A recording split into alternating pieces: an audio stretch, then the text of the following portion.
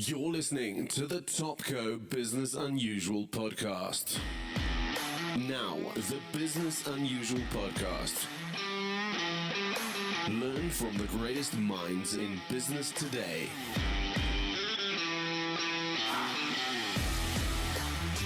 Interviews hosted by Ralf Fletcher.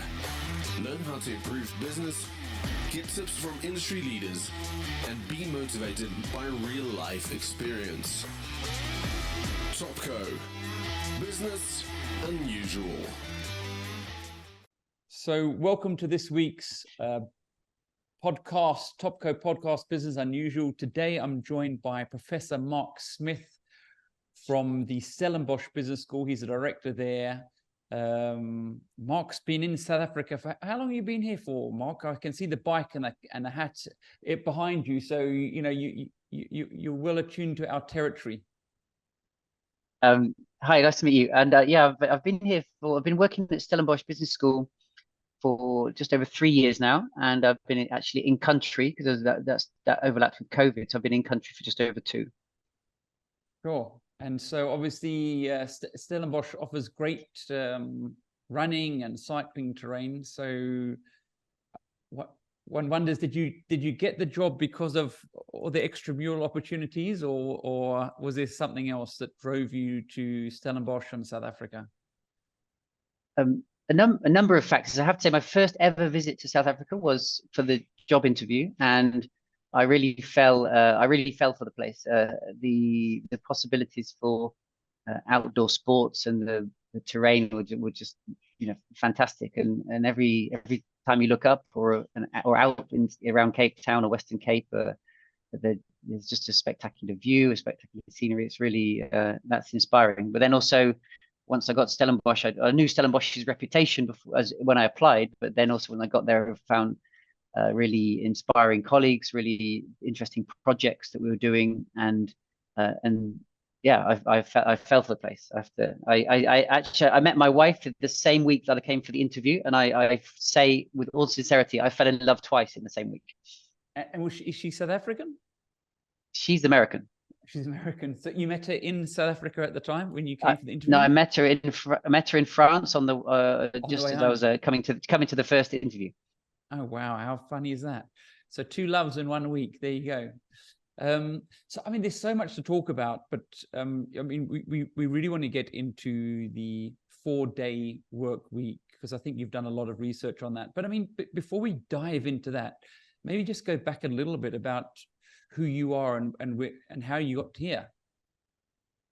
Okay, so my career started in the UK. So I was working in Manchester, and there I did my postgraduate studies on the labour market and particularly on European labour markets at Manchester School of Management, then Manchester Business School, particularly looking at how the dynamics of labour markets, interaction between policy and people's behaviour, leads to certain outcomes. So lots of European countries are seeking to have higher levels of employment, and I'm sure you've seen in the press concerns about aging and about not so much higher unemployment like we have here in South Africa, more lower levels of employment. So how do you get more people into work? So it started with that sort of interest in the dynamics of the labour market, and then in the early 2000s, I moved to France, and I worked in another business school called Grenoble École de Management, which is another top school in France, and continued that work, particularly focused on equality and diversity, and again with that interaction with policy, but also a bit more on the overlap with careers and flexibility and working times, work-life integration, and how that shapes people's behaviors. And then I was there for nearly 14 years or so, and then I've ended up here in South Africa because there's around the world there's a thing called the triple accredited business schools that are accredited by the Americans, the Europeans, and the UK agencies, and Manchester, Grenoble in France, and Stellenbosch are part of that elite group. So I'm as somebody's worked in that space, I was very keen to continue working in that area because it's a sign of quality, but it's also a certain familiarity. We work to very similar standards. We have similar aspirations. and a similar sense of what quality business education is all about. So accreditations do help, eh? Just you bag the right professors if you've got the right accreditations. I think you bag the right professors, you bag the right students, and those professors and students do the right kind of work, which is impactful. It all builds the reputation of the business school. So it's kind of a virtuous circle, and they keep you on your toes. We're fortunate in South Africa that we have 3 of the triple accredited schools for the African continent. And there are others coming along with 1 or 2 accreditations, and so keep pushing the bar upwards, because there's no room to sit back on your laurels, which I think is a good thing. We all need to keep moving and advancing. So. Pushing ourselves. So I mean, just going back quickly, circling back, because obviously unemployment, and certainly youth unemployment in South Africa, is a big issue. I mean, is there any things that you found out with the labor research you did that you think is relevant to South Africa? That is there anything that we organizations or policyholders can do to improve employment with the current challenges we have? Yeah, I think there are some things. I think it's important to say that the solving unemployment levels is a demand and a supply side problem. So if you just focusing on the supply, saying, I don't know, educating people or giving them giving them incentives, or even sort of punishment if they don't find work, is only part of the story. If there are no jobs, there are no jobs. So if it's important to see it as the 2 sides of the same coin. So private sector, but also governments need to sort of be on the dynamic of creating work. But I think I would say from experience in Europe, and actually I had a big project in Europe that was after the financial crisis with colleagues from many other European countries, where we were looking at the response to the crisis and how the crisis particularly impacted on young people. And that sort of highlights one of the challenges. If young people join the labor market when conditions are bad, like they were in 2008-9 in Europe, with the sort of that huge recession, then those people are scarred because they haven't got that first experience. And that's what we see in South Africa, is that people come out of schools and so where do they go? Where do they need to get something, get some experience? And the employers and managers listening to your podcast will know full well that you want somebody who's educated, who can read, write, analyze, maybe do some stuff on computers, whatever it is you're looking for, maybe other technical skills if in science or IT. But then you also want people that have got a proven record of being socialized in the work environment. So we found those countries that were able to blend education with some kind of experience, they tended to ride out the crisis for young people's unemployment much more effectively than those where the young people go education and then, okay, now find a job. So there's sort of structures where people are working a bit and studying a bit, and they have that kind of integration of the two. Now that doesn't happen overnight, because you have to have a level of trust between the employer and the organizations doing that training, that they're getting the right kind of training when they're on, used to be called day release in the olden days. In fact, my mum did day release. They're like about 60 Sounds years like ago. You're in prison. Yeah. I got it at boarding school. That's what I got at boarding school once every 6 weeks. You go, they come out once a week, 1 day a week, 2 days a week to work in the company, but then the rest of the week there's a level of trust and collaboration that's required. So that doesn't happen overnight. So the countries like Germany and Denmark that were good at that, they've built that up over many years. And so I've even been in South Africa a relatively short time. We often hear this sort of, oh, we'd be great if we were like as productive as the Germans, or we did great quality work like the Germans, or had the French education system. These things don't happen overnight. They take a long time. So the other European countries would like to have copied perhaps the German or the Danish system, but they cannot directly do that because people are socialized in a particular way to follow certain educational pathways, and those institutions are a bit sticky. So giving people experience, I think, is important. So the internship programs that you have in South Africa, we have here in South Africa, that starts to get to that problem a little bit. It's it's at the margins. In fact, at the Stellenbosch Business School, we have I think we have about 9 or 10 now interns in the school who are working in tech and in communications, stuff like that. So they bring a new dynamic because they're super techie, whizzy people, but we also give them exposure to a working environment, and then they can go on and find something else. So we sort of you sort of deal with that gap in their profiles. But when the economy is bad, we often find that people at the margins suffer. So that's the people who are joining the labour market with no experience, young people, maybe women trying to come back to work after they've spent time out, and other groups who are maybe on more flexible contracts, which unfortunately also tend to hit on young people as well. So, I mean, you mentioned there, getting people used to the working environment, and how these policies don't necessarily integrate in every country. I can't help but think, and we're talking earlier about, I read books around different cultures of companies, and is it the same thing? Is it the same sort of anomaly that, a culture and a way of doing things in one company or one country doesn't necessarily relate to a different company with a different culture? Could that be true? Yes, I think I would say that. In fact, there's a classic study by a Dutch guy called Hofstede who did these cultural studies, which still are somewhat the benchmark or the foundations of cultural research around the world, even though there are critiques of that, because he focused on one company initially, IBM. But it did show that national cultures can be overridden by organizational cultures. So when my experience at work, your experience at work, the people listening to this podcast, our experience in the office is a blend of what we experience with in terms of where we are in the world, or where we are, and even in the region. There's a different.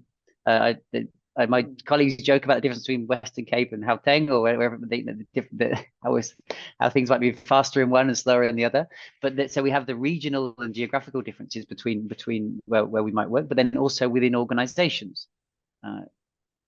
Organizations have their history, and that can't necessarily be changed overnight. And maybe that history and that culture is also can be a positive thing, or it can be maybe a thing that needs to adapt and change, because maybe it's not keeping up with the pace of change in the rest of the economy.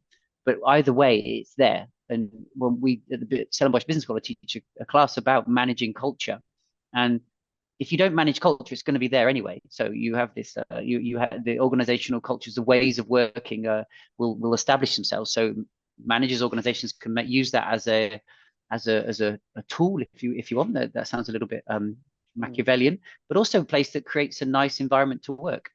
And a part of the proposition, or the employee value proposition of the organization is a good culture to work. But whatever happens, those different pockets of culture will develop. I sometimes say, I'm sure you're familiar with the IT crowd, or those types of series on the TV, where that office is somewhat or extremely different to the rest of the organization. And I'm sure everybody is aware of, you go to the IT office or the help desk, and there's a different thing going on, different vibe going on there as there is to the accounting department or the comms department. So, yeah. And I mean, I was saying earlier, we did the Future of HR conference last week in awards, and the theme of the conference was Culture 3.0. I mean, we're seeing that culture is becoming so important to an organization. Are you seeing the same thing? Is there evidence that's sort of backing that up? That the right culture is definitely bringing around better results or bigger impact for that organization? I think I think the right culture sounds like there's one model. So I don't think there is one model. I think different organizations will have different cultures that will be based on the founder's character and personality, the different pathways the organization's taken, the different experiences the organization has had. I'm reading a book about one of the other universities here in Cape Town at the moment, and the trials and tribulations they're having, and the roads must fall, and campaigns and protests, they changed the culture of that organization. The organization will never be the same. And so we said of other organizations as well, they go through a particular experience. It's not a right culture, but I do think culture is always been important, but it continues to be recognized that it's I think it's that importance is being recognized by more and more people. So most successful companies will have been managing their culture for a long time through how they onboard people, through how they tell stories about the organization, who they celebrate, who they put forward as sometimes we describe heroes of the organization. Those people are the ones, that we would like other people to emulate. So many organizations have been successful in doing that, but sometimes it's a lack of coherence. So they might say, we trust everybody, we're a dynamic, innovative organization. Then you give you a rule book that's this deep, and then before you can sign off on buying a folder or a pen, you've got to sign it out of the office or whatever. So it doesn't sort of, there's an incoherence between they're saying the trust and then they go, well, they're not really showing the trust in this rule book. But the thing about that rule book, it leads to a lack of agility and a lack of autonomy among employees. And you think about where we are now in the economy, what do we expect when I go, whether it's you go and buy a coffee or whether it's you're buying another product or another service, the person you're speaking to, you want them to answer your problem or give you that service that suits your needs right now. So I was in coffee bar yesterday with friends, and we were at somebody I was with, we wanted something, but they wanted oat milk with it, and they wanted something else with it. And I drink black coffee, so there's too many combinations for me. But they wanted all these different things, and I sort of, we asked for them, and there wasn't a set of, I've got to go and check in the rule book, see if you're allowed to have this rare combination of butterscotch with oat milk with freckles on the top, etc. Just do it, because that gives the person what they want. So if we give that agility, now that agility comes through the type of people you employ, but also through the culture, that there's a trust in that person to make the right decision. Now, if I'd asked for 5 bags of oat milk or whatever, however oat milk comes, plus a load of free coffees, then that person would also know that now that is beyond what is acceptable. So they've internalized not a rule book, but a way of dealing with situations, so that I get a good service, and without having to go up and down the hierarchy, having to consult on the rule book, etc. So that is culture in action. But that's just a small picture. It's also how the organization feels, the interactions between people, drinks on a Thursday night, all those things that the glue that holds the organization together. Is a good way to think about it. For sure. And I mean, culture and organizational culture in different countries. I mean, I was very fascinated. Read books like From Good to Great, and read the Harvard Business Review, and I think that there's a sense, and we spoke earlier about some of the research, some of the findings, some of the best practice coming out of certainly the US, the UK, and Europe, and how organizations could learn from these sort of best practice and examples. And we obviously do awards around gender empowerment, transformation, tech, and HR. And what we've seen is that when we put up our South African organizations, a bit like the Springboks and the rest of the world, right? The most least funded team. So when we look at how South Africans compete against the rest of the world, it's almost there's the things that we're not endowed with. So it's like we've got sort of low schools compared to the rest of the world. Education levels is less. We've got 13 different languages. We've got lower access to funding, all these sorts of things. But yet we have these organizations that absolutely thrive. Is one of the reasons you came to South Africa because you saw that there was a possible different way of looking at success than possibly the perfect sort of what we would call perfect scenario? Like the US, they've got big access to markets, they've got low funding mechanisms, they've got no shortage of skills and resources. I came to South Africa for many reasons, but that high performing and excellence in higher education was was certainly one that my particular sector, if you like, was one of those factors. And I think one thing I felt when I arrived was that, well, there was really great things going on that I kind of knew about, but we weren't singing about them enough. So we've spent the last 3 years really sort of pushing South African higher education, management education, sort of higher up the visibility stakes. Because not just to sell it, but also say this is good, this is really good. And when we put our student, now our sort of compulsory education is not perhaps up to standard of where we'd like it to be, and a lot of people fail to achieve matric and drop out, etc. But the top end of the business schools and the postgraduate education in South Africa is really very good.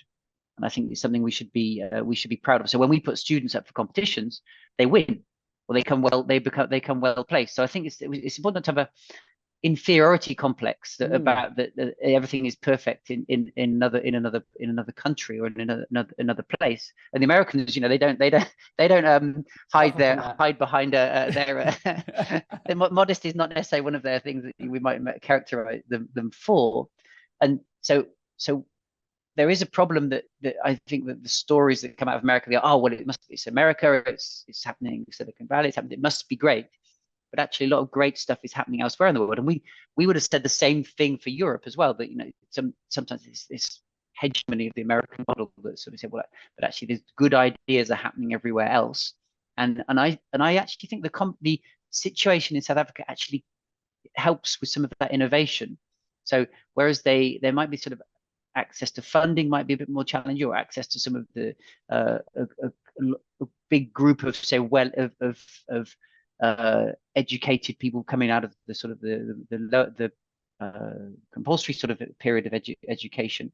There's also some really great drivers for innovation and to teach other people around the world.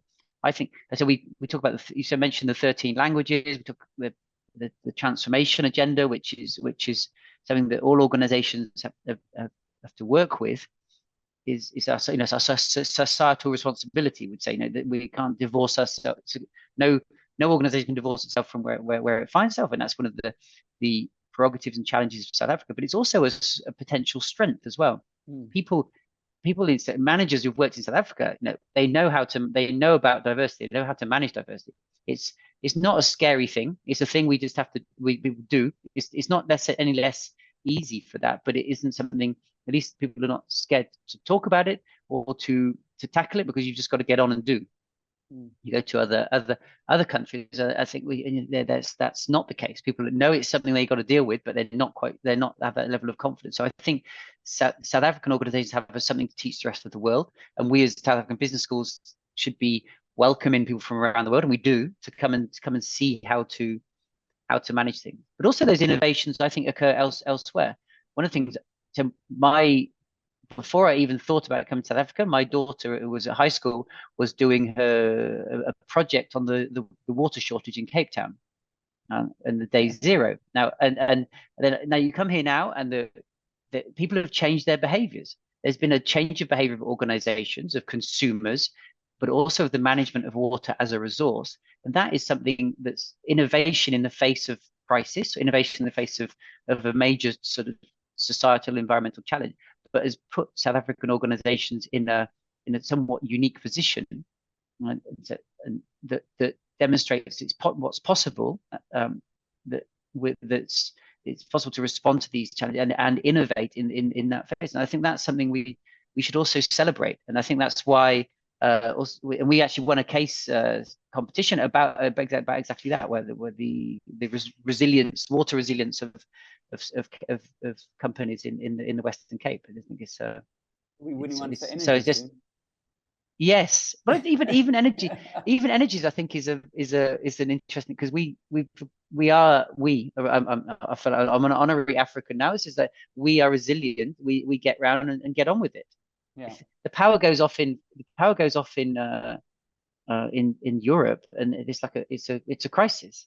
It's a complete panic, and they had a bit of a wobble sometime last year, and you could see, well, they were sort of there was really how will we possibly cope, and whereas it's actually there's a certain level of adaptability. Now, it's a bit of a pain, but and we would all rather to have something different. But we've both shown resilience as organizations and as individuals and employees, as consumers, but also organizations innovate. So the amount of PV that's on the roof of our all these buildings now is incredible. It's a transformation that's forced. It probably wasn't part of Eskom's plan, but it's a transformation of the way energy is produced in the country, and I think that's exciting. So I think our conditions and challenges that we face in South Africa are also a source of, it can be a pain as well at times. When I was trying to make coffee this morning or whatever, there was load shedding, but it was equally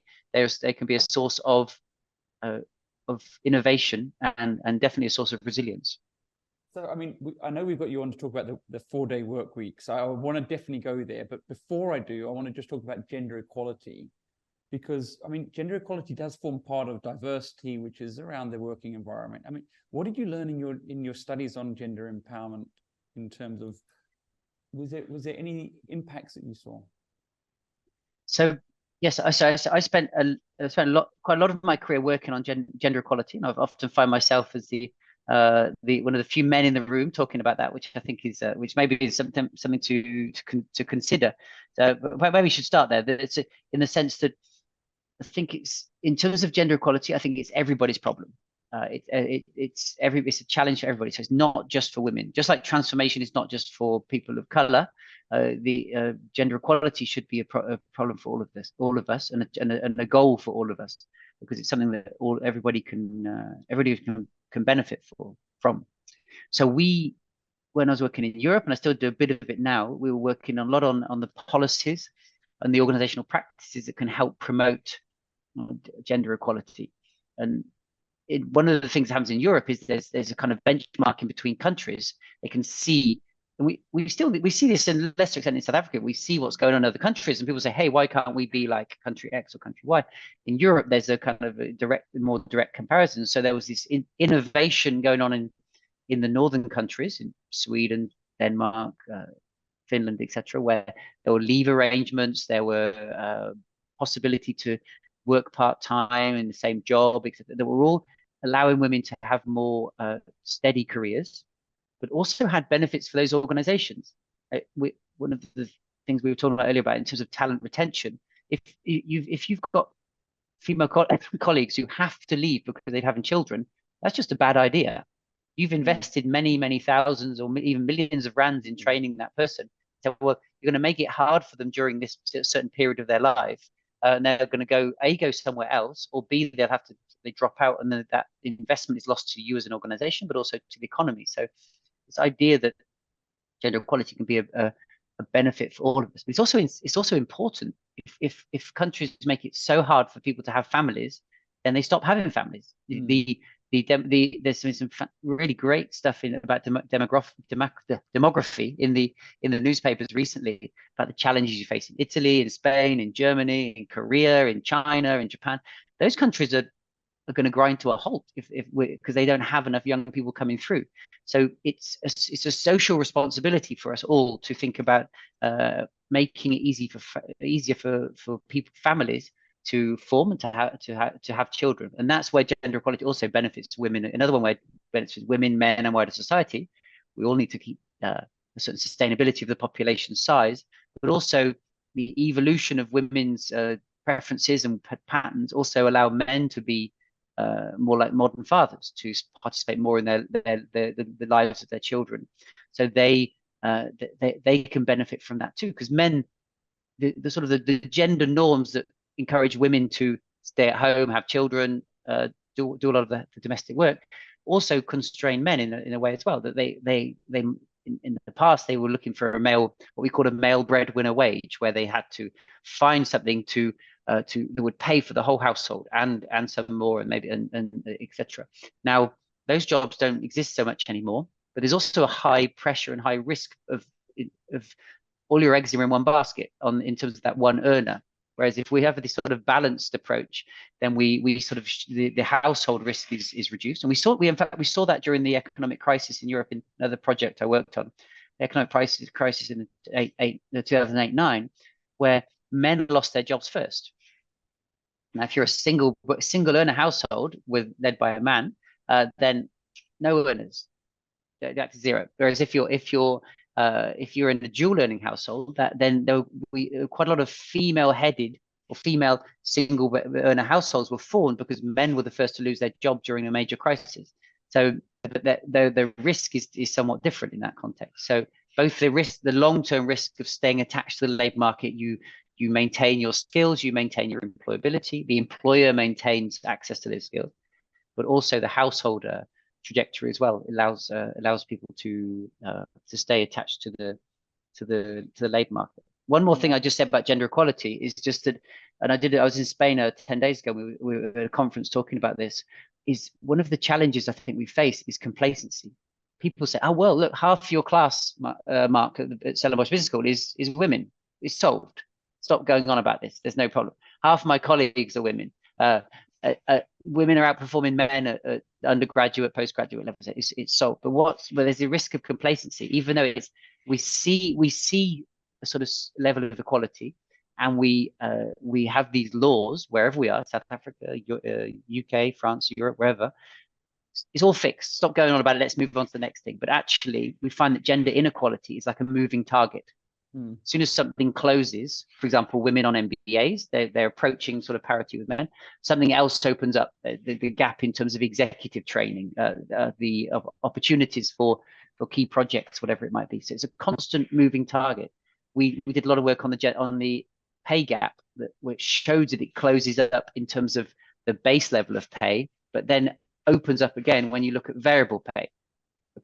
So there's another thing going on there, and I think most of us would think that a gap in variable pay and performance pay is probably not justified because there's nothing inherent in women colleagues being less high performing than men.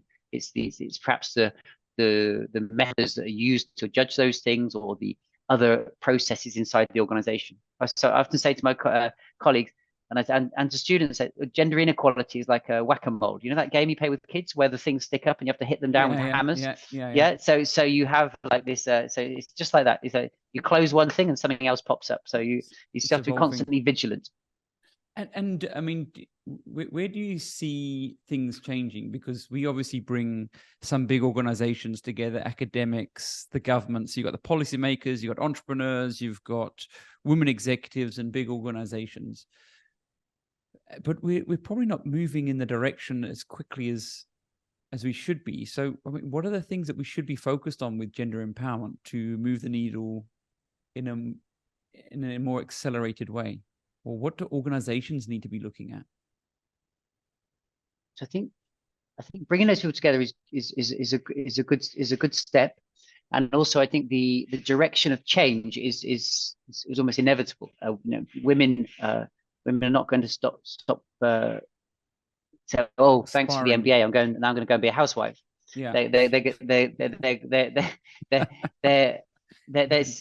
it's a bit flippant about it, but let's that's a good perhaps easier to illustrate that way. Yeah. So I do think the organizations need to work with the direction of change. So looking at the way that they work, but also looking at the way they work for, not say women, just particularly for women, but for new generations that are coming through. One of the things that I have a project that finished last year about people in financial services in the United States. I had a doctoral student working there, and there were companies they couldn't get people in to come work, or they were losing people, had a retention problem. They weren't just losing women, they were losing men as well, who were looking for a better work-life balance, better integration of work and family. So I think it's actually something to demonstrate a certain modernity as an employer that listens to bring those people through, so that they retain those talent, and then allow them to take different pathways, not to have a single career trajectory that's linear. You must do this, you must do that, you must have this certain period of overseas, etc. And everybody's sort of shaped in the same way. But people will take different pathways, and that also not only allows people to take different trajectories through life, being a parent, being a carer, doing different things, but also to maybe change, to drop out and do education, or do some other thing at a different time, and also bring in different innovations and exposure to different ways of working. So I think thinking about the diversity in a broader sense of including more pathways in organizational careers, I think that certainly will help the larger organizations that operate what we say is like an internal labor market, where people come in at the bottom, they have to work their way up.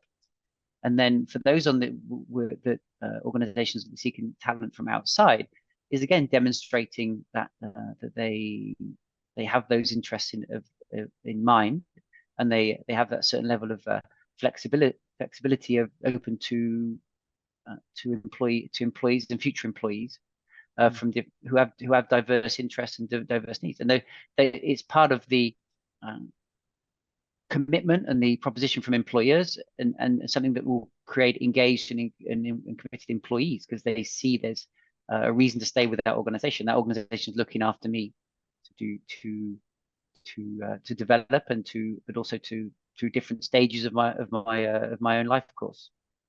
So, I mean, I listened to your inaugural lecture from last year, and one of the things that sort of stood out is that you authored or part-authored 50 different books and articles. So you're not shy of things to focus on. But right now you're focused, and you've done a lot of research on the 4-day work week. Why is that, and what have you found out? So I have to be honest, there was a certain level of opportunism in that we were approached by 4-day week South Africa, who said they were looking for an academic partner, and so as with everything in life, you have to grabbing the opportunities is a key part of having a rich and fulfilling life, I think, whether that's the person you end up falling in love with, or the interesting project, or the interesting job, or the educational opportunities. So that, but once it was there, we jumped to that chance, and we jumped at it because I think it was an important project to say that me as an honorary South African is to say, well, actually, South Africa can do this. It was a source of pride for us to be the Stellenbosch Business School, to be sort of the research partner. But I think it's also my colleagues, they're saying, well, yeah, we can do this, and we're the first in the trial, we're the first emerging economy, or first developing economy to be in that to run that out. All the rest of them had been started in New Zealand, as people are probably aware, and moved out around the world from there. But then a thirdly reason, but my personal reason, is that I've spent a lot of time working on, like we said, about gender equality, the way labor markets and organizations work, and that's sort of had time as a kind of a theme that runs through it. And that was the theme I picked on for that lecture that you described. But time is really the thing that binds us all together in terms of its scarcity. It's ticking away. You can't stock it away. You can't put it in your back pocket and spend it more later. It's ticking away. So I think it really gets to the heart of perhaps what's always been the issue when we think about work and employment, and who you work for, and how you work, and how you're rewarded for that. But it's particularly important now when we think about the shortages that we might have for certain skills, the pressure that people work under, so the sense of the intensity of time, how people want to use their time inside and outside work. So we were talking about gender equality. People are not just workers; they have lives. They have bicycles to ride. They have beaches to go to. They have families to look after. So time is scarce, and if you squeeze it in one part, you're taking it away somewhere else. But we still need to be productive. So that 4-day week seemed like an exciting innovation to be part of, to study here in South Africa, given what had been going on elsewhere in the world. And so, I mean, is this the future? I mean, we one of the speakers from last week's conference, Graham Codrington, basically showed a picture of a news clipping of Henry Ford saying it's the 40-hour work week. It was like a revolution, and that was 100 years ago. And Graham went on to say that it took 7 years of research for Henry to determine that 40 hours was at the time the most productive use of people. So some people working 60, 70, 80 hours a week. And I think he got a lot of flack from competitors saying, please just change it.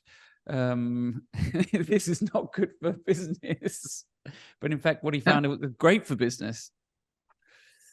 Yeah, I think that's that shows, in a way, that shows that time is not a news story. It's always been at the heart of this discussion. I think it also shows how, in a way, it became part of Ford's value proposition as an employer to say, well, okay, come work for us, and we'll be you'll be you get the 40-hour week on 5 days, and that competition for talent is something that also runs through a lot of the challenges that we face in the labor market. And one thing that's happening right now, and you wouldn't say that America is necessarily the country of being fluffy and thinking about looking after their employees in this way, and certainly not Henry Ford.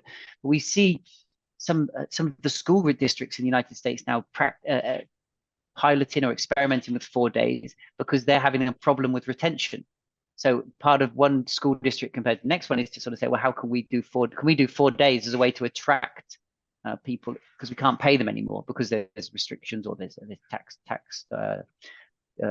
take is not sufficient. So it sort of that sort of Ford story illustrates both that competition for talent, but also the idea that it's not necessarily more hours that we need to work; it's actually how we use them, and that is at the heart of the 4-day story. Whether it's the future, I think, now that not all academics would agree on this, I think there's going to be a sort of a mix or a diversity of arrangements in the future as people work in different ways. But there's no particular reason why we should be wedded to the 40 as a particular benchmark that everybody should judge themselves against. And should we be wedded to the 4? I mean, is the 4 better than the 5, or like, is it just an option now that it's giving employers and employees an option of separation like Henry Ford used? Yeah, I think even the 4 we should have a level of flexibility around. So one of the things that we found in the research is that there are some organizations doing the 4-day week as we might imagine it. If I told you about it in a bar, you say, okay, well, everybody's off on a Thursday and they're off surfing on a Friday, and et cetera, et cetera. But some organizations are just saying we're not open on a Friday. Okay. Now, I would say they're the minority because most organizations need to keep their services going for more days of the week, 5, 6, even 7. And all of the organizations are working in South Africa, where the rest of the economy is working on that 5, 6, or 7. So the 4 is 4 for some people. Some people are working Monday through Thursday. Some people are working Tuesday through Friday. There's some companies are doing rotating days where you get a different day off in the week. But some of the employees in those companies are also working for 5 short days.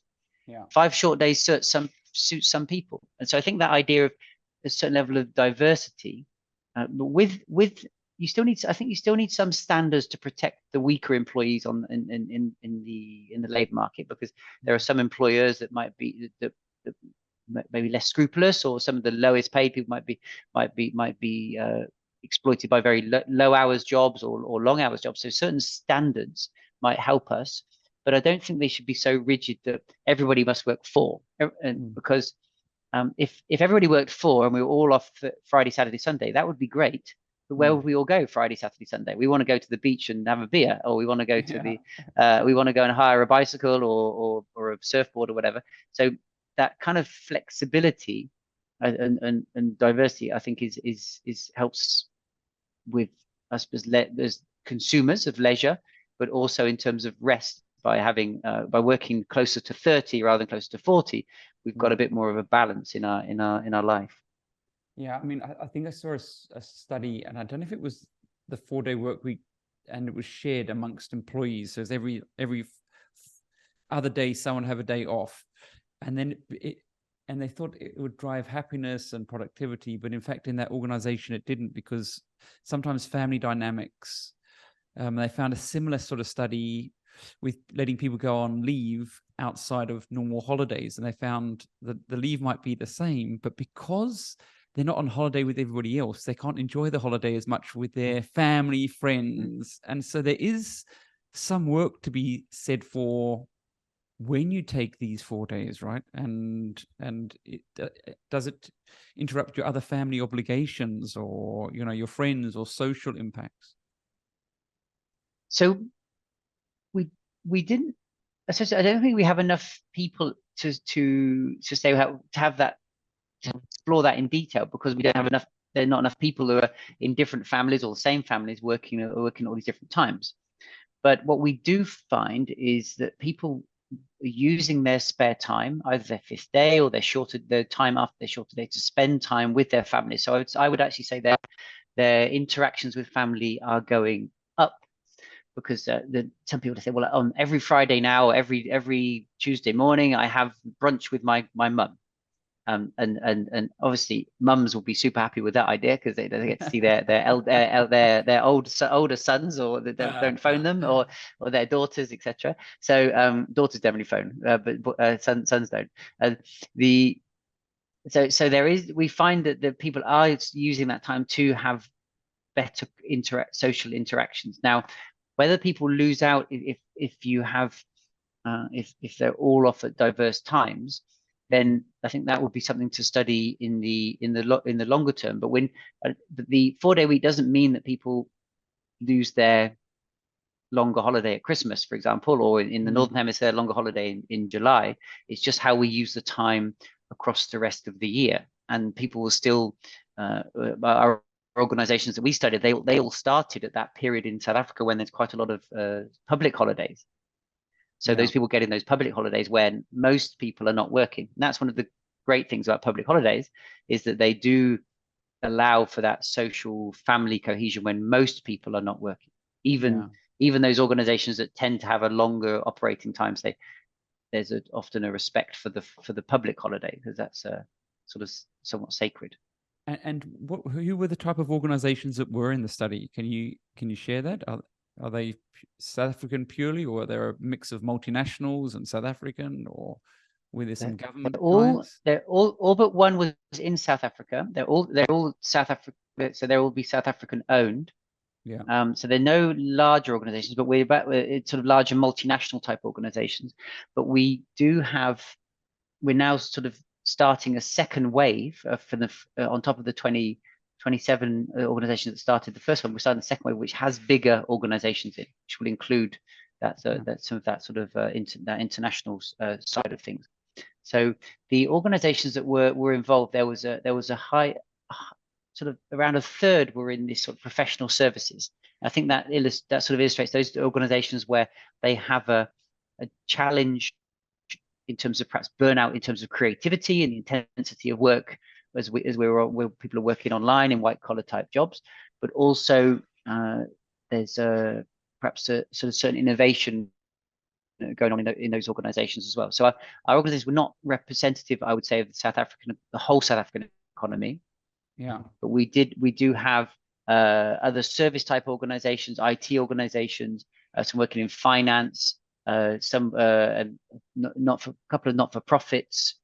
So they're more, they're sort of they're all covered as well. But we wouldn't like to say we were representative. And as with anything, like the first people to buy the iPhone, or there's always sort of these first movers who are more innovative, and then you get these sort of fast followers, and then you get these other people who come along behind. And I think we think about that in terms of products, but I also think we think about that in terms of workplace innovations. And right now we have at Stellenbosch Business School, we have one of the academics who works on the UK project from Cambridge University, and they said, well, actually, the first time they did the study, there's a smaller group of organizations, but then word of mouth creeps out, both by the press, by podcasts like this, by people just talking about it in the street, because somebody that knows somebody that was in it, and then we start to see in the UK, for example, we start to see some local government trying to experimenting it with the current round. The Scottish government in the United Kingdom is actually sort of organising a kind of a more formal sort of government type level study so it's a sort of impacting policy, if you like, sort of from the ground upwards. So I think it's the only. It doesn't mean everybody's going to end up on 4-day, but I think this sort of push to say, well, the 40 is not something we have to just protect forever, because it's there are other options. So I think we'll see in this next phase, we'll see more organizations from diverse backgrounds. And do you see a correlation between sort of this hybrid work versus in-office work? Is the hybrid work not really being affected by this, or is it affecting all places of work? Remote work, hybrid, and office, full office. Yeah, I would say even without the 4-day week, hybrid is affecting everybody. So you have organizations that insist everybody comes back to the office, and there's some high profile ones like that, like you see sort of Microsoft and people and other big organizations are talking about that. But those organizations, even if they're not doing hybrid anymore, they are still impacted on it because other people are, and people saying, oh, okay, well now I've just moved to the beach, or moved down to the coast to like an hour and a half from the office. That was okay a couple of times a week, but every day, no. So then those people look for other types of jobs. We at Stellenbosch Business School, we've recruited in the recent last period. One of the questions that comes up at interview is like, so what's the hybrid working arrangement here? You know, how does it work? It's part of the landscape, even if you're a in-person organization. Now we had around a fifth of our organizations were fully in person in the study, and there was there were around a third that were fully remote. Sure. So they'd gone fully remote, but they put in place things to deal with that as an organization, but they were fully remote, and around half were hybrid. Yeah. I think that's probably not a bad reflection of a lot of things going on in South Africa and around the world, in that there's sort of that hybrid is impacting upon all of us, because our competitors, if we're fully, that's one of the options for our employees. But most organizations are working on the hybrid model. It doesn't mean they're making it work perfectly, but they're working on that basis. Now, the 4-day organizations, they made sure that they had quality interactions, either online or in person, to keep the organization glued together within either the hybrid or the online, but that also needs to happen in the in-person. If we're all in person but not talking to each other, it's equally a problem for an organization. And sort of what was the outcome that you were seeking from the 4-day work week? Was it that you were looking at, was productivity going up? Was there bigger impact in the organization? Was the bottom line going up? Was it staff engagement, happiness? What were some of the things that you were trying to, I suppose, identify from this? And the reason I ask is because there's a saying, I can't even remember who said it, measure what matters. And so somewhere else I read an academic book, and it basically said the mere fact that you're measuring this is already going to make an impact to the bottom line, because you're measuring it and people now know what's important to you. So how do you offset these sorts of research surveys versus how it actually impacts other businesses that maybe aren't measuring it as effectively? I think you're exactly right. There's another phrase: if it doesn't get measured, it doesn't get done. I think there's another one. So it does highlight what's important. And one of the things we did see is that organizations that are making this work, they put in place. They had a reflection on what they do, what's important, what needs to be done, what needs to be measured, and they thought about that in advance. And that's also one of the things that we learn, is that those organizations that really make it work are also those that thought about it in advance. They think about in advance what they need to do, what metrics are key, whether that's sales per client, or whether that's the number of phone calls that are made, or whether that's the amount of revenue, or for our not-for-profits, it might be the number of customers, the number of sort of clients or people that are served in the local environment, or whatever it might be. So measuring stuff is important. As researchers at the Stellenbosch Business School, we didn't go out to find or to encourage anything, because we wanted to, which we're trying to understand what's going on, where it's a 4-day week, or maybe more, the organization is interested in promoting it because they believe it's a good thing. I think it is it has many benefits, but we're trying to sort of be neutral when we can as much as we can as researchers. So, but the bottom line is you do see the improved productivity. There are organizations where people are working fewer hours and they're doing as much or more business. So something's happening. And even the hardest working person, or the person who's most skeptical, would admit that there's some dead times in their day, and there's times when they're not being very productive, and there's meetings where they really wish they were not in those meetings, and there's emails that they really think that shouldn't be an email, or that should be something that's done by a computer for me, or by some sort of automation. And that's what happens, is it bounces, or it forces the organization to think about those things.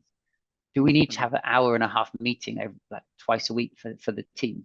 Can it actually be once a week at 40 minutes, or even twice a week at 40 minutes? Do people stand up meetings, go to less than 10 minutes just to check in, to finding out those things? One of the interesting things I think we found is that people were using IT, and perhaps IT they already had in the organization, but was just there and everybody was not really using it. It was metaphorically sat in the corner, not doing its job. But people said, if we're going to do this, we need to deploy that technology more successfully. But then everybody has an interest in making that work, the employees and the managers and the owners, because they realize, well, if we get this to work, we automate the reminders that go to people to do X or Y by Friday, or whatever it might be, and it's dashboarding, so you can see where everything is. That allows us to one, there's not a person doing those reminders or checking up and following up everywhere, and number two, there's a continuity. If you are not working on Friday, I can quickly check on the dashboard where we are with client A or B or C or whatever, and see, okay, so Ralf got this far on Friday or Thursday. I'm going to pick up and just answer their final question on so that there's a continuity of service. So it sort of encourages people to. And that was one of the surprising things. I think it encourages to a sort of innovation, but a collective innovation, because everybody's got a bit of skin in the game. If this works, we heard employees and managers saying, if we can make this work, we can continue with it.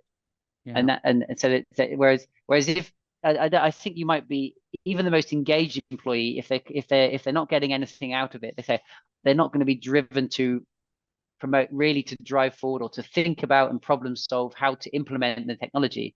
That's the IT guy's problem. That's not my problem. But we sort of see it making it work. And the final thing we found, which we found in other countries, is this boost in well-being, satisfaction, people feeling less tired, better sleep patterns, less fatigued. And that was perhaps not surprising, because we find that elsewhere in the world. So even though people are working harder and working more intensely for the time they work, they have a period to rest and relax and do other stuff. And they do other stuff which actually invigorates them, or sort of boosts them for coming back to work on the next time they're back in the office. There's some in the report that will come out later this week. You'll see quotes from managers saying people come back invigorated. They come back excited to be here. Because they've had a chunk of time off, and they're keen. And that's I think that's an interesting stuff. But your final part of your question about how we roll out to other parts of the economy, I think that will be for those parts of the economy to decide themselves. But they'll also see it from, there'll be others that will follow, and others that will say, okay, no, this is not for us right now. But they might pick up some of those things. Yeah. I mean, at the conference, one of the speakers, Luke, spoke about you're paid to rest. And it's a similar sort of thing. It's, you've got to bring your energy to work. But if you're not resting and well enough, then it's going to be hard to do your job, because you don't have the energy to do your job. I mean, we spoke before the podcast, and we spoke around the ideal sort of, what's the ideal amount of time that we should be working? Henry Ford said it was 40 hours, and we stuck on that for 100 years. Where are we at now? I mean, is it the 4-day work week Is it a certain amount of hours that we take over 5 or whatever days? What are you seeing is an ideal sort of amount of time, or the most productive for both people and employers? I think we're a little bit early to say what is the most productive. I didn't know there was a 7 years of Henry Ford doing his research, but it could take a little bit of time before there is the most productive. But we might want to challenge in the more sort of diverse economy that we work in nowadays, and the diverse group of employees that work compared to when Henry Ford was around, is that there might not be a single optimal number that people should work, but we might want to sort of set like a sort of guide rails where we sort of where these people should ideally work a certain minimum to be engaged in the company, engaged in the organization, to be able to develop a career. Because what we find in previous research is that people work very short hours, unless you're a superstar, like a superstar podcast, you work 3 hours a week and then that's it. But people who work very short hours, they're often marginalized by their organization because they're not there enough. They're not there enough to get promoted, to be trained, etc. So it's important for inclusion, and one of the gender topic that we were discussing is how that there's sort of maybe minimum so that people can be engaged in the organization, but maybe there are also maximums. Now, previous work we did in Europe, with some of the people still working on 4-day week in Europe as well, is we asked people who will work what they would like to work, and people who work too short hours often wanted to work a bit longer, and people who work long hours nearly always wanted to work fewer hours. And when we averaged that out, we ended up somewhere around the sort of 32, 33 mark. Now, that was about 5 or 6 years ago, I think, when we did that study. So I don't know where we might be right now, because things have changed post-COVID, perhaps. But the idea that we come down from the nearer 40 to nearer 30 as a guide price, if you like, I think is not a bad one to start. But we might all get there at different times. It might be different because between those employers that can gain the productivity more quickly, those that are paid enough in the 30 hours to be able to do that. But I think there seems to be a certain way for innovation among different organizations and employees that are pushing us towards perhaps challenging the 40. Yeah, I mean, one of the speakers said, I'm almost 50 now. I've got 30 years of experience. I know what I'm doing. So is it about certain mature, experienced, maybe leaders needing less time to do the same amount of work? There's the old Picasso story of the woman who walks into a cafe, sees him, and asks him on a napkin to draw a dog. And then he says, "No problem, sure thing." And she says, "Thank you so much.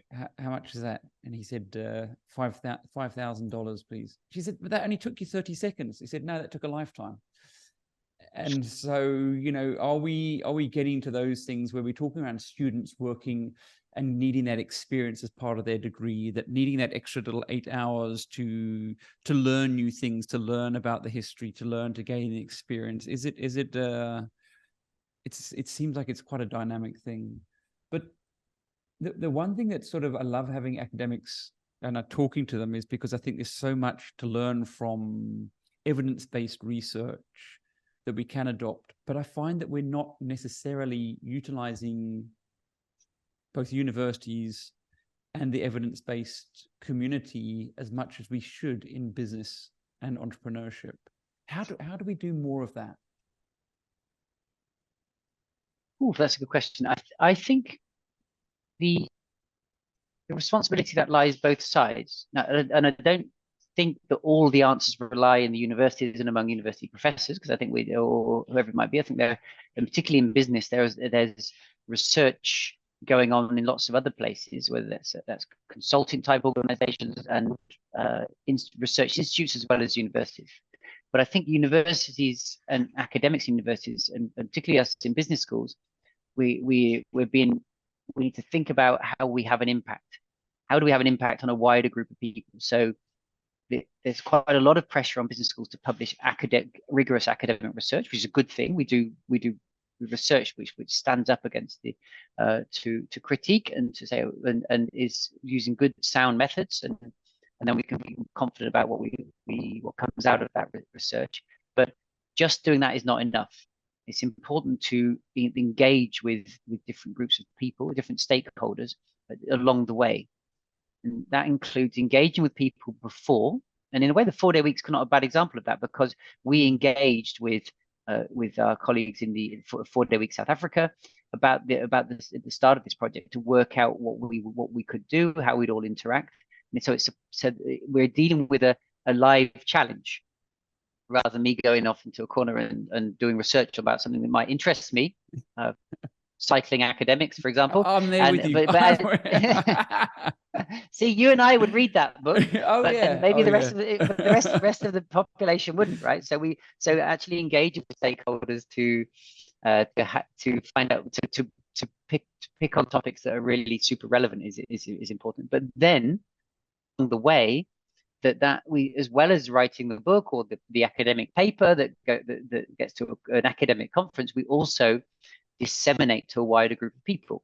Now, that can be in the newspapers through op-ed pieces or through accessible reports. And this week, you'll see both of those things coming out from my colleagues at Stellenbosch Business School, where we've got sort of pieces coming out in the newspapers and the more sort of glossy type report.